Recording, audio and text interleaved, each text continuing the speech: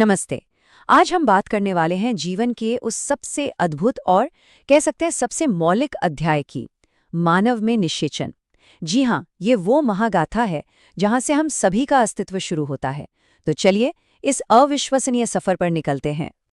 और हाँ, एक बात और, अगर आप विज्ञान के विद्यार्थी हैं तो ध्यान से सुनिएगा।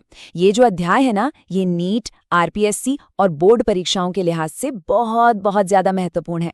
इसमें कई ऐसे कॉन्सेप्ट्स हैं जिनसे सवाल अक्सर पूछे ही जाते हैं। तो चलिए हर एक बिंदु को एकदम बारीकी से समझते हैं। तो आज हम क्या क्या देखने वाले हैं? देखिए, हम इस पूरी प्रक्रिया को 6 हिस्सों में समझेंगे।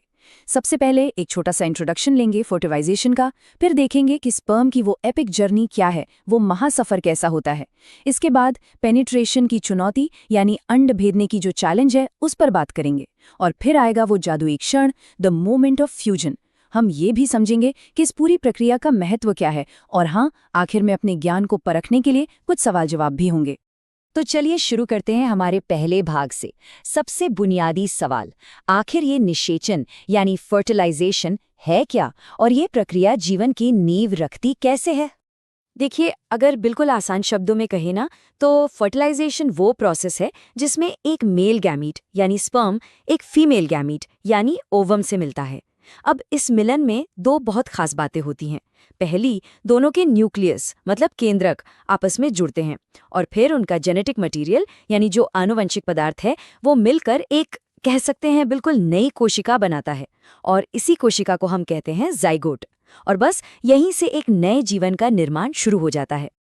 अब ये जानना भी जरूरी है कि निषेचन या फर्टिलाइजेशन दो तरह का होता है। एक होता है एक्सटर्नल फर्टिलाइजेशन या बाह्य निषेचन, जो शरीर के बाहर होता है। इसका अच्छा उदाहरण है मछलियां।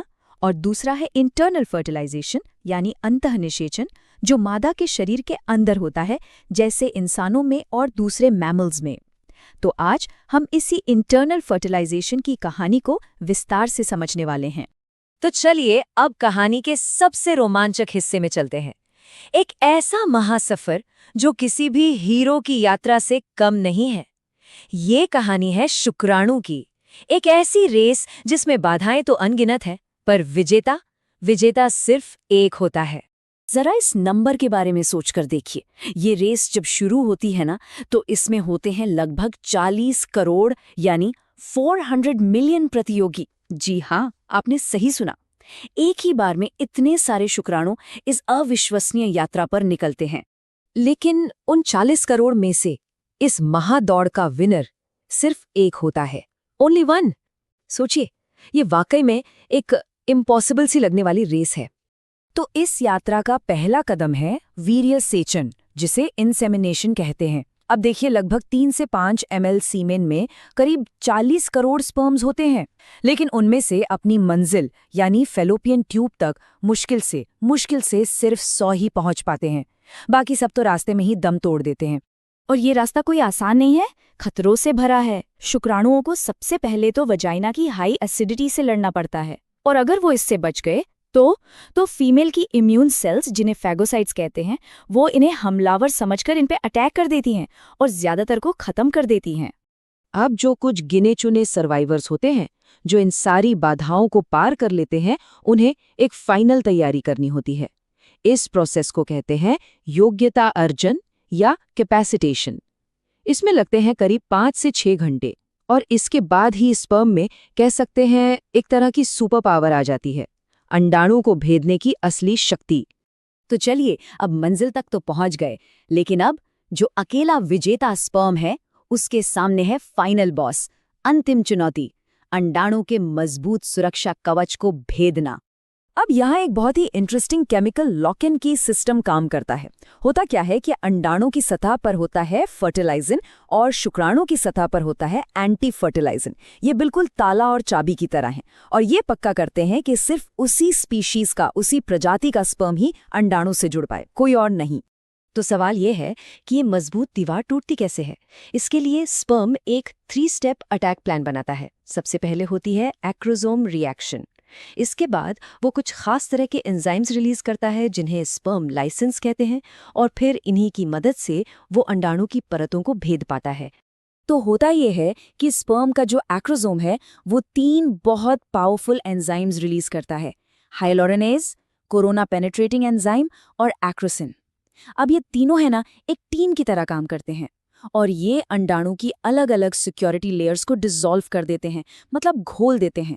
बिल्कुल वैसे ही जैसे अलग अलग तालों को खोलने के लिए अलग अलग चाबियों की जरूरत पड़ती है।